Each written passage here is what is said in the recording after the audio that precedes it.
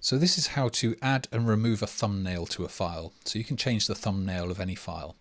So I have this PDF file in my collection, Show Impact PDF. It's got no thumbnail. So I'm going to give it a thumbnail. I'm going to click on the file to go into its details where I edit the title and description. In the top left hand side is the blank thumbnail icon, and when I hover over it you can see it changes to a pencil. So I'm going to click on that, and now I can upload a new thumbnail. So I click on that. I'm going to choose the image I want to use. It's this square fire emblem here, and I'm going to save that thumbnail, and now we can see the thumbnail is in the top associated with this file. I'm going to save my details, and when I go back into the media section, there's the PDF file and it's got this fire thumbnail now. So when I go into the gallery now, you can see that the file is here. It's got its thumbnail as the tile, and when I click on it, it's the original PDF file that is associated with that. Now I just want to show you how to remove that thumbnail.